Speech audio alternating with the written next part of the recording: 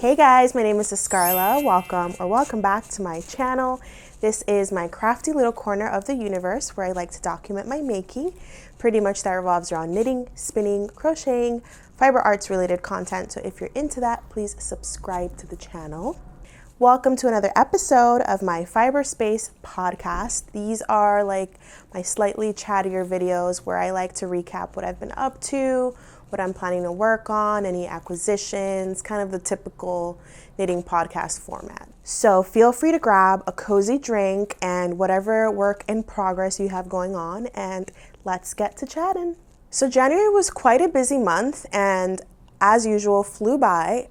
It's been quite cold and snowy, so I feel like we ended up spending a lot more time indoors than we normally do, which makes sense. I mean, it's winter time.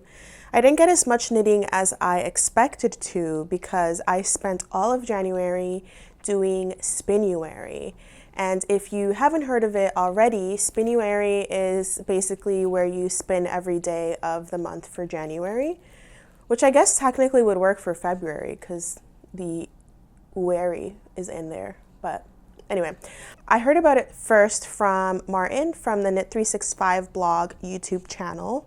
And I heard about it last year for the first time. So I did participate last January, but I didn't really do anything regarding like documenting it on here. This past month was a lot more successful. I set myself the goal of spinning for 30 minutes a day. It didn't quite go to plan, but I did do an entire video on Spinuary. It was the last video I uploaded.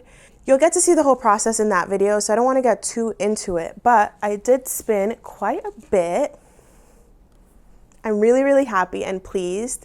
If you've been to my channel before, you already know I've been dreaming up knitting the Fortuna Pullover by Elspeth Vance, and I have spun up the contrast color for that garment. I already had 2 skeins done previously, and I really wanted to focus on making enough yarn to be able to actually work on that pullover, and I succeeded. So I ended up spinning a pound of this Cornwall wool. This is a hand-dyed top from Hello Yarn that I purchased probably a year ago now, and it went by really quickly. It's a worsted weight of yarn, so it's a little bit quicker to spin than a fingering, but it was surprisingly quick to knit up 1 skein. I would say it took me probably around 4 days or so to spin an entire skein, and that's working at around 30 minutes a day. So it's kind of amazing how much you can get done with just a little bit of time daily. I'll put on the screen how much yardage I have.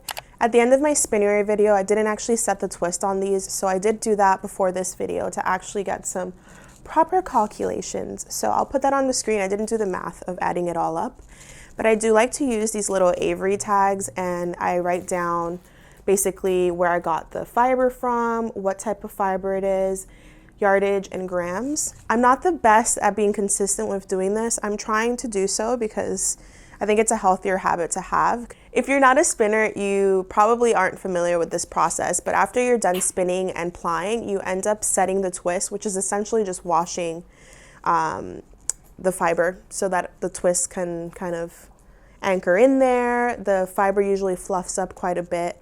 I tend to soak my fiber for about 15 minutes in warm water, and then I like to thwack it, which is basically you put it around your arms and go like this, and then I do it from different angles. For this particular project, I am spinning to match Elsa Wool's Cornwall wool. I don't remember, I think that's the name of it. If not, I'll correct myself here, but I did a pretty good job at doing that, but I did want to kind of fluff it up some more. So I did end up kind of slapping the yarn against the ground to fluff up the fiber some more. I did it a couple of times. I didn't go too crazy, but that's a little trick to help fluff up the fiber some more. But after the 15-minute soak, the water was so dark, you guys. Like, I'm actually concerned about how much dye leached off of this. It doesn't look any different. I just think there was an excess of dye in the fiber. I'll put a picture here. I didn't record that process, but as you can see, the water was almost black. And I'm a little bit nervous and wondering whether you guys think that I should rewash the fiber one more time to be safe. Because I'm knitting this up with an undyed wool. I'm a little bit nervous of some bleeding. I did swatch this previously with the last skeins that I've spun, and I did have a little bit of bleeding happening in the garment, in the swatch piece, which I could totally use a color catcher for, but I feel like the amount that came off of these was quite excessive. So let me know down below if you think I should rewash this fiber and the other ones that I've already spun to avoid any major bleeding. I don't know if it's supposed to bleed forever. To be completely transparent, I have spun many hand-dyed fibers, and this was the first time that this much dye came off of the yarn. So I think it has to do with the color. I've never spun anything this dark that wasn't naturally already dark, so maybe that has something to do with it. But yeah, anyway, just let me know down below what you think I should do about that. But in terms of finished objects, the yarn is pretty much all I was able to accomplish. I did have several whips going, so I guess let's get into that. So this month was a bit of a doozy regarding whips. I started the new year with the intention of working on all of my languishing whips and getting them done as soon as possible so that I could just kind of enter the year with a fresh perspective and a lighter load, if you will. But I decided to work on my Aurora cabin shawl, which I did make a video on. I'll link it down below. You'll get to see this entire process there. But essentially I was super bummed because I worked on the shawl. I had a mistake in it, which was why I put it down for a long time. So I fixed it and I knit on it for several hours when I realized that moths ate my knitting. Literally a knitter's worst nightmare came true. I was really bummed about it because it's not like they bit through an area that would be easy to fix. It was literally at the center of where all of these different stitches meet. So it's almost impossible to mend this in a way that would be invisible to the naked eye. And at this point, I'm just kind of fed up with it. If I decide to do it again, I do still have plenty of yarn, I think, to actually knit it up. But it was just such a disappointment. I was so excited to get that project done. I thought the colors were really fun and lively, and it included several skeins of my handspun.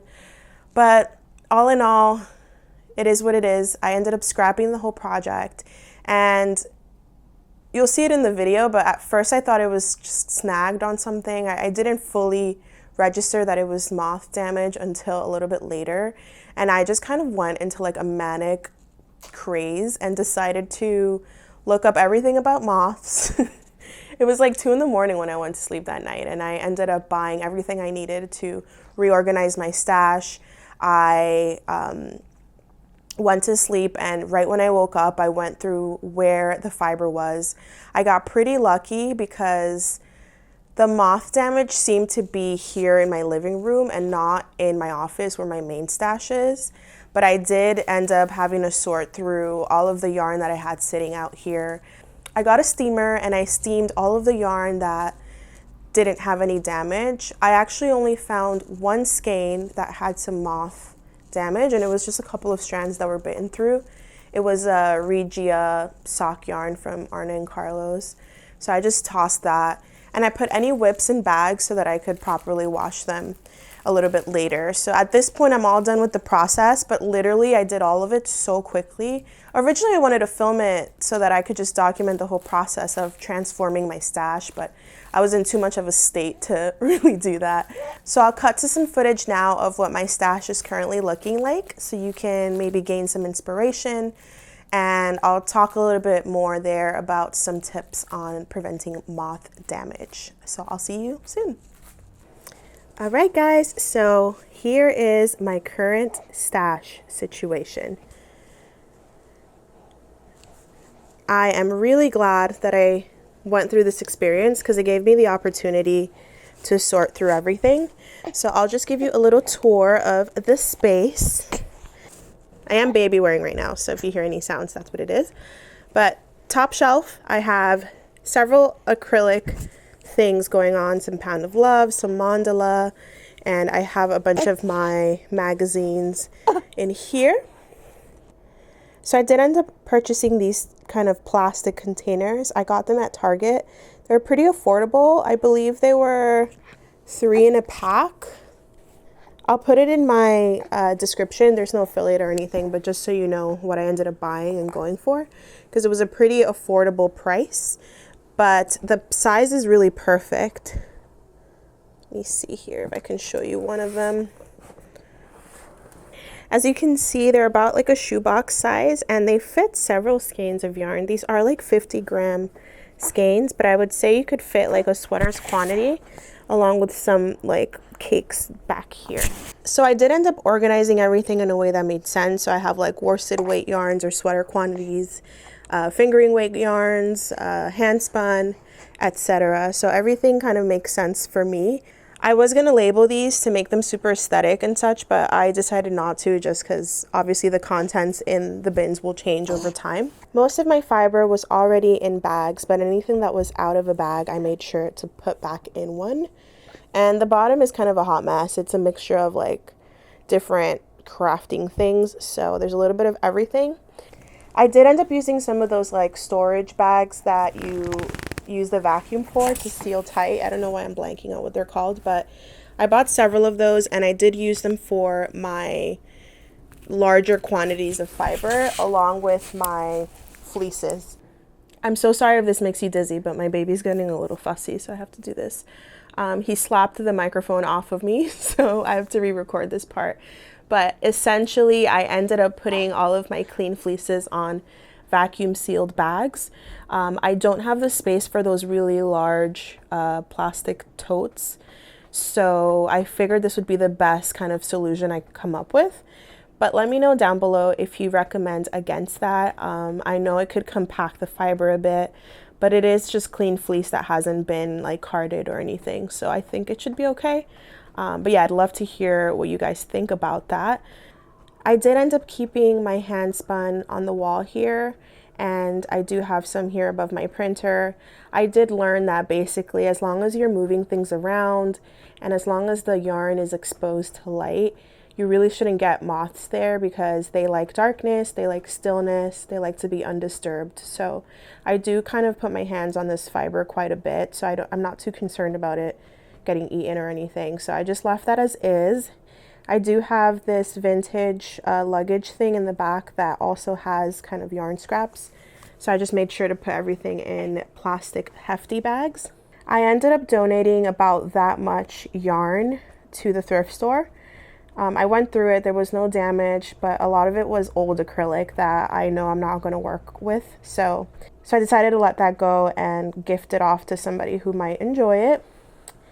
And then the last basket standing is this one right here. It's mostly full of acrylic and some cotton yarns, so that really shouldn't be an issue anyway, but my goal is to get rid of that and only use this as storage. It'll keep everything contained, everything's in one place, and it's a lot more controllable. So yeah, I think that's everything. I do recommend going through your stash and making it as moth-proof as possible. Those plastic little totes are really helpful because it keeps your yarn safe, and it's actually quite aesthetically pleasing to have everything in one contained space and organized. So when I went through the area that had the Aurora cabin shawl stored, I did find little dead carcasses, so I don't think I have active moths going on at the moment. But I did want to show you guys one product that I ended up purchasing. I don't know how effective it is, but I think it'll help me in the future. Here it is. So I ended up buying this Dr. Killigan's moth trap. It's a clothing moth trap. It comes in like little hangers. Technically, you use these in your closet. I hope I'm not overexposed right now. Maybe that's better. There you go. So I decided to put these nearby my yarn. So it's basically a pheromone trap. So any male moths are attracted to the smell of this, and then they get stuck there. I haven't seen any. I don't think I have an active moth issue. I think this happened over the spring or summer of this past year. So yeah, going forward, I'll just keep all of my whips in plastic bags like I believe it was Sarah in my last video recommended me to do that. So I'll be doing that going forward if there's anything that's going to be sitting around and languishing. Hi. So as you saw, I've completely transformed the way that I store my yarn, and I think this is something I want to do for life because I don't want to deal with this ever again. I'm really lucky that I had a very minor case and didn't have to like part ways with a lot of yarn. So take my mistake and learn from it and just try and moth-proof as much as you can. I think it's just really important when you have languishing whips or something that you're putting down for a while to make sure to wrap it in plastic. I think Sarah commented that in my last video, and that was a really helpful tip. So going forward, I'll just use some like heavy duty Ziploc bags to put my yarn in and put my project in if I'm letting it sit for a while. But anyways, I have some other whips to show you. So let's get to that. I am currently manically working on this project. It is another midwife blanket. This one is for one of my best friends. She's expecting a baby and it's her baby shower this weekend. So I have to get this done literally in the next couple of days. It's actually a really easy pattern to work up. I've crocheted before, so I am kind of flying through it, but I did go through a lot of drama with the colorway. I initially wanted to crochet this in Lion Brand's Heartland yarn. It's a slightly thicker weight yarn, so it would have gone by a little bit quicker, but I really wanted to go for like a sage color. So I went on Joann, I found the yarn, and I picked the colorway Petrified Forest, I believe his name. And online, it looks like the perfect color, exactly what I was looking for. But when the order came in the mail, the color is like totally gray. It was way off. So I ended up going back on Joann's website and picking a different colorway from the same yarn. This time I went for like a cream color because she's going for like a sagey and like Winnie the Pooh type vibe. So I thought cream would work. So I picked the colorway Grand Canyon, which is this heathered cream color. When I went to the store and picked it up, literally, thank God I checked it before I got back in the car, but it was pink. Like the colorway was way off in person. So PSA, if you're buying Lion Brand's Heartland, make sure that you go in person and look at the colors because I feel like the photos that were taken for that were way off and they just don't really match what the yarn really looks like in person. So I ended up just going with Lion Brand Pound of Love in the colorway Olive for this guy, and it's quite soft. I also crocheted this in Lion Brand Pound of Love previously, but it was in the colorway Barley or something. It was like an off-white color. Lion Brand is very hit or miss when it comes to their colorways. Like some of them are much softer than others. Okay, baby. I'll hold you. You wanna hang out with mama? Okay. Okay, baby Lulu.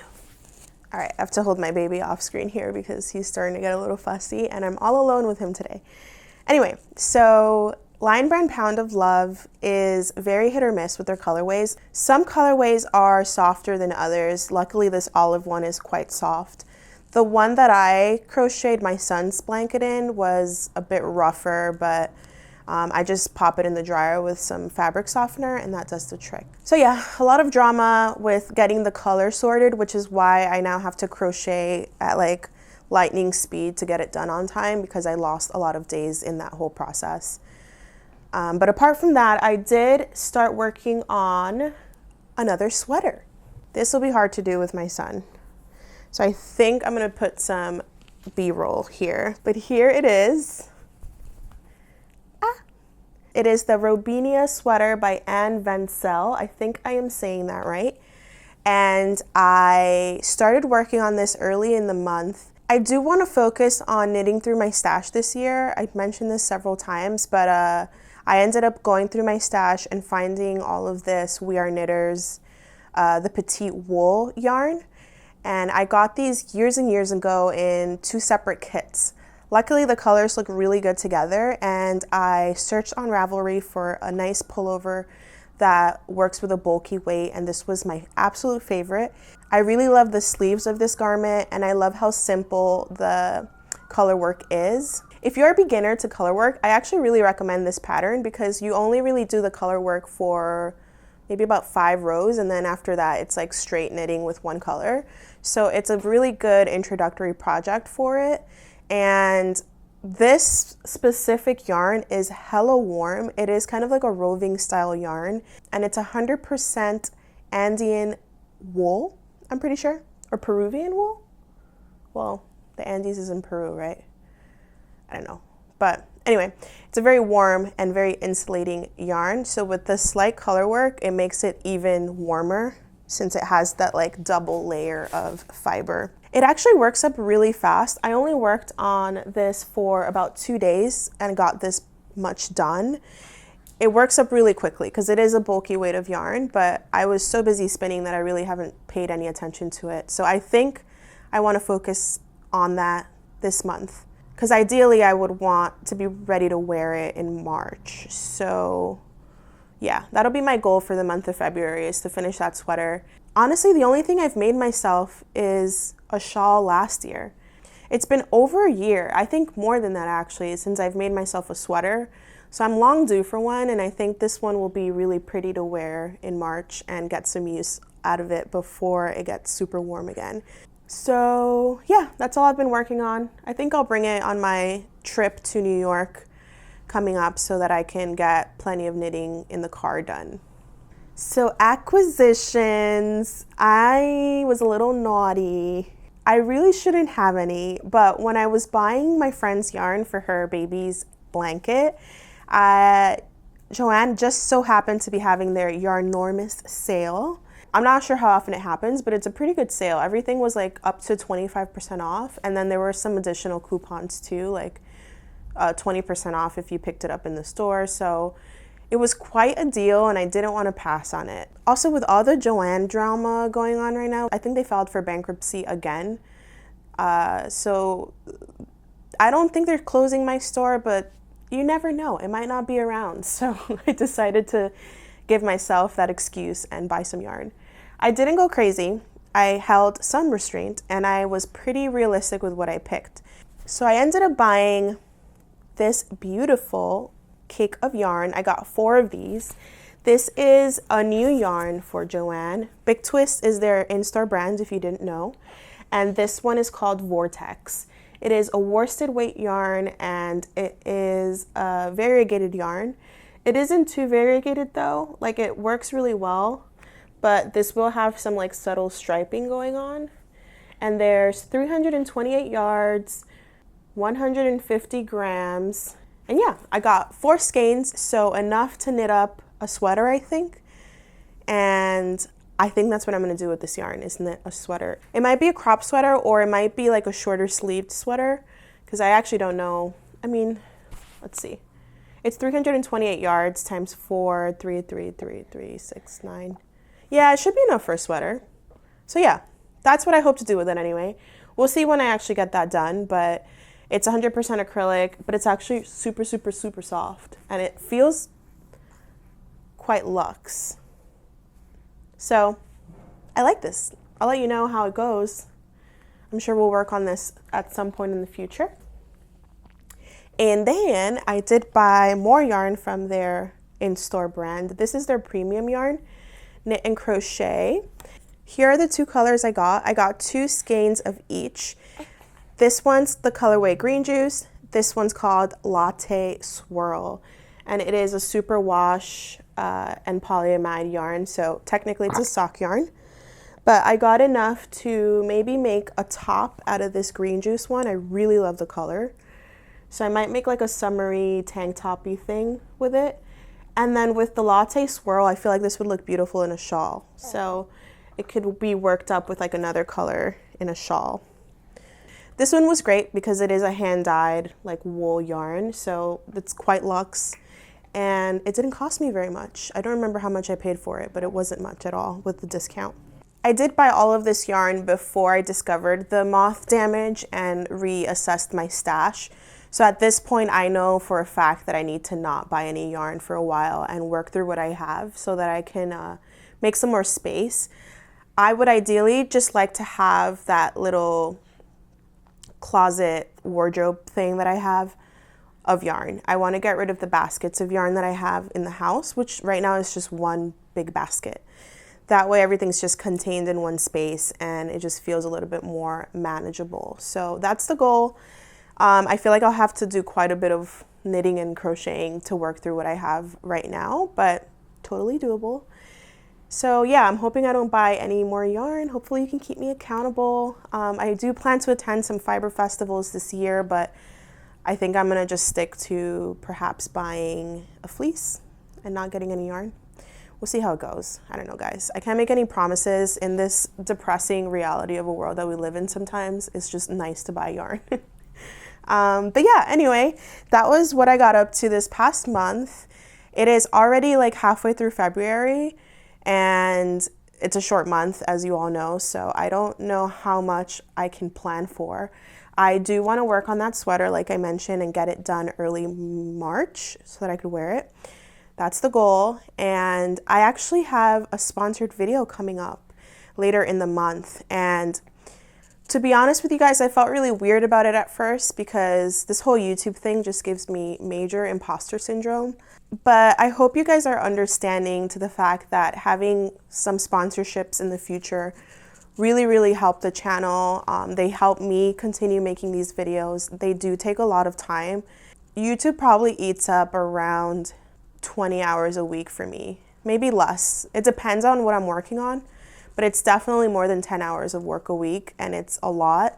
So I do enjoy doing it, and I didn't really come on here to, you know, make a ton of money or anything like that. I really just want to share my passion for all the fibery things. But I figured I should tell you guys because I just like to be transparent and keep it real here, but it really does make a big difference to have some sponsored content here and there. So I'm really excited for this sponsorship. I do want to say that any sponsorships that I do decide to do will be people that I feel aligned with, products that I would naturally purchase myself, or things that I think you guys would find really interesting.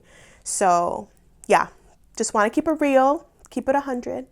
And let you guys know what's going on, because I wouldn't be here if it wasn't for you guys tuning in and commenting and liking the video and all of that good stuff. So I really appreciate you guys watching and being so amazing.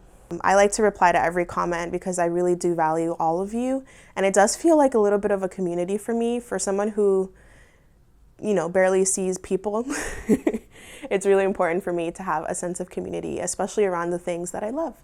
So yeah, thank you guys, and I hope that you enjoy that video in the future.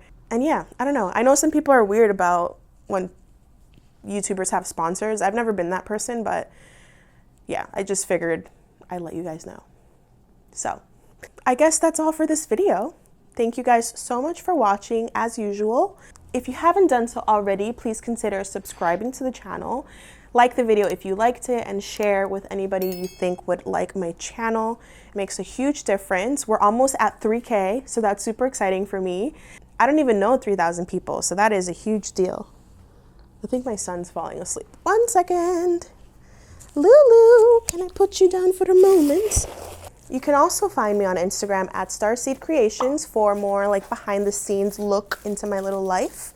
I've been a little silent there this past month because I've just been really busy with, you know, being a mom and working and doing this. So it is what it is, but I'll try to be a little more active there for you guys. And yeah, that's all I have for you. Let me know down below what you're planning to work on in February. I hope you have a fabulous week. Happy crafting, and I will see you in the next video. Bye.